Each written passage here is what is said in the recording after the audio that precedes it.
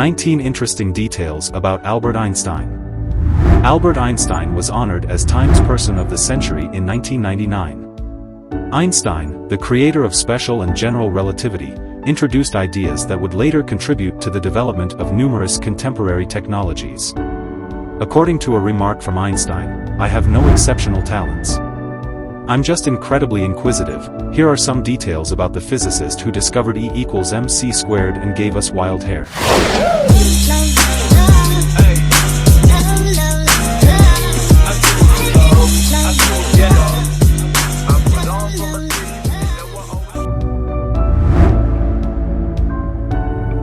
Hello everyone. Welcome to AWZ.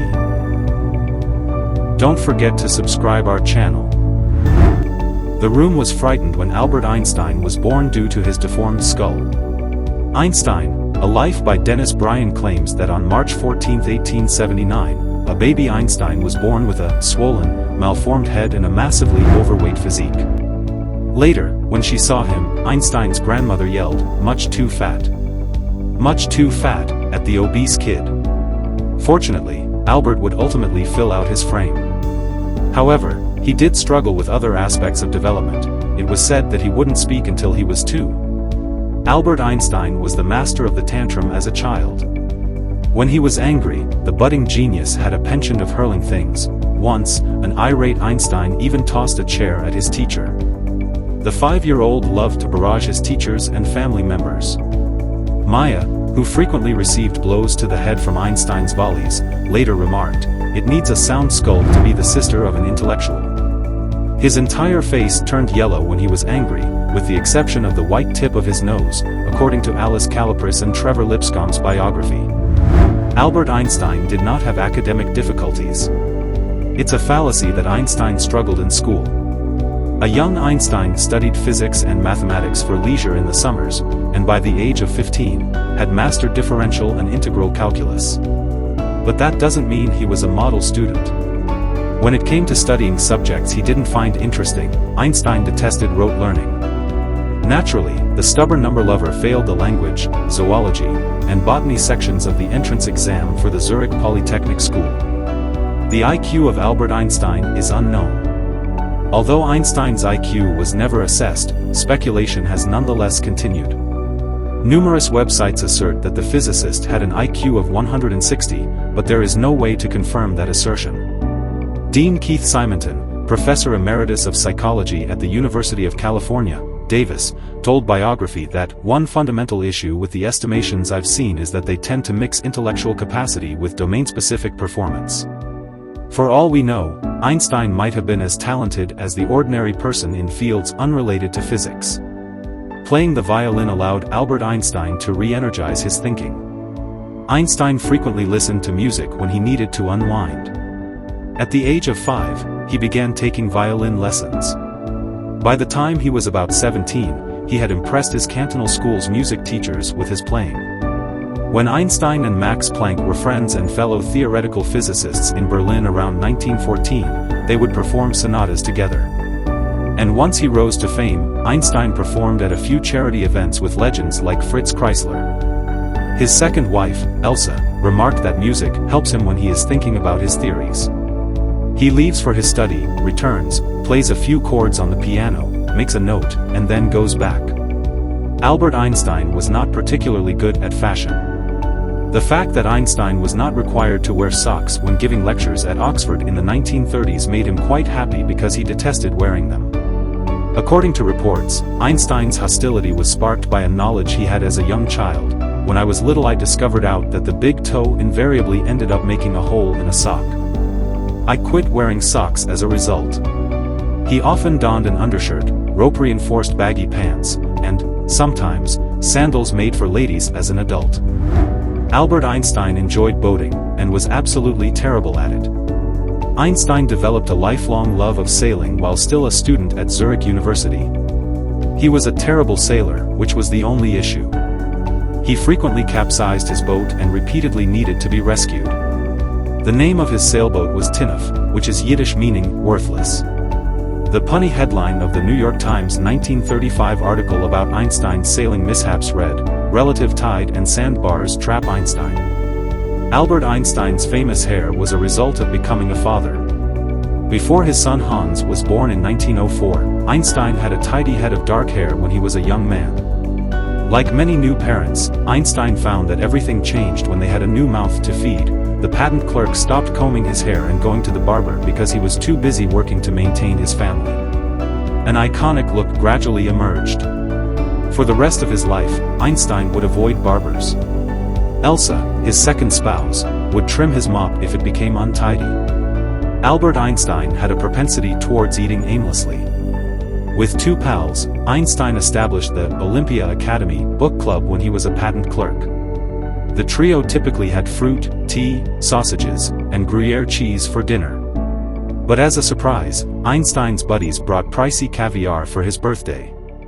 When discussing something he was enthusiastic about, Einstein, who had a propensity for compulsively eating, started cramming his face, completely ignorant of what he was consuming. Later, he gave the following justification: well, you know, if you provide fancy cuisine to peasants like me, you know they won't like it. A raunchy sense of humor characterized Albert Einstein. The odd, crude joke was something Einstein liked. He declared, I too am an official member of the Guild of Prostitutes, when he got his first position as a professor. In addition, Einstein proudly displayed the nameplate that said, Albert, Knight of the Backside, that a fellow book club member had given him on his flat door. He would later crack jokes to his pet parrot, Bibbo. Einstein believed the bird was depressed and needed a laugh. The iconic tongue image was a favorite of Albert Einstein's. Einstein was departing from a celebration in his honor on the day of his 72nd birthday. Photographers begged him to grin for the camera as he got into his automobile. However, since Einstein would be smiling for photos all night, he decided to stick his tongue out instead. Because he loved the image so much, Einstein used it for his holiday cards. Albert Einstein created things.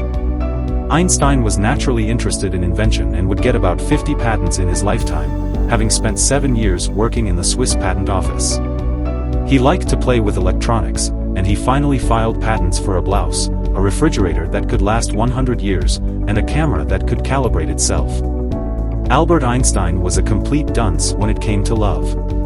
Einstein, who was thrice married, engaged in a number of extramarital liaisons, including one with a potential Russian agent. After the birth of their third child, his first marriage to Mileva Mari, a physicist he met at the Swiss Polytechnic School, ended. Einstein set a series of harsh, if not cruel, demands as their marriage broke down, including, you shall abide by the following rules in our interactions.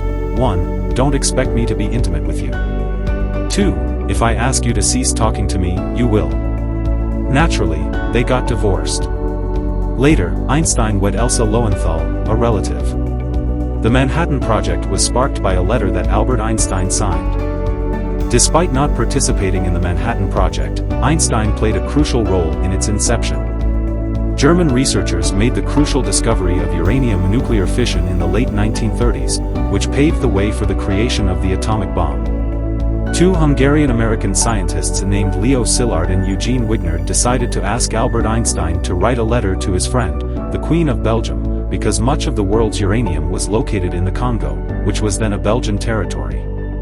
Instead of writing to a Belgian minister as suggested by Einstein, the letter that inspired America to begin its own tests came about as a consequence of a chance contact with an economist who knew President Roosevelt. Albert Einstein enjoyed responding to children's fan mail. Numerous people wrote to Einstein, but he always made an effort to respond to letters from kids.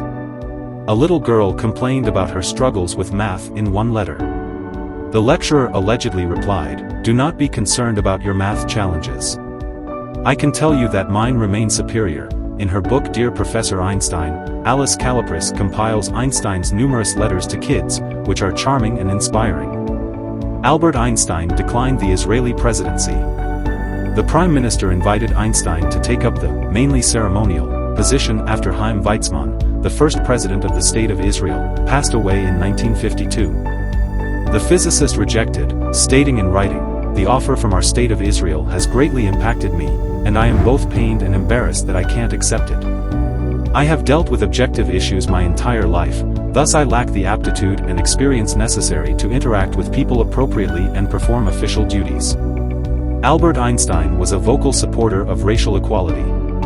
Einstein was sensitive to the racial prejudice he saw in America because he had left Germany in 1933 to escape Nazi persecution. He supported black Americans' rights and belonged to the NAACP.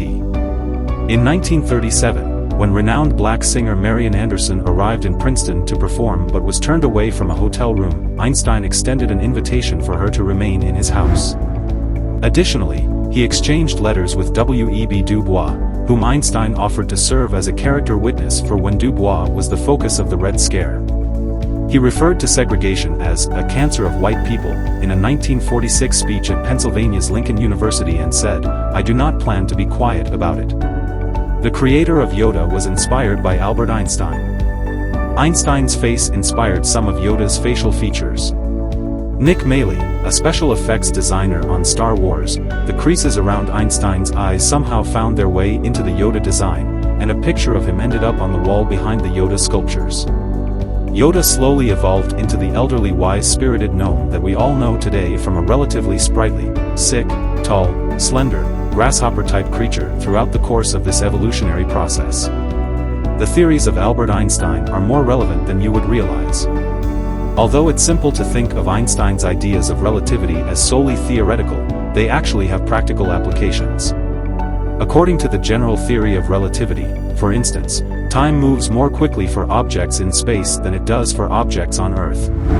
And that has significant effects on a variety of space-based technology, particularly how accurate your GPS is.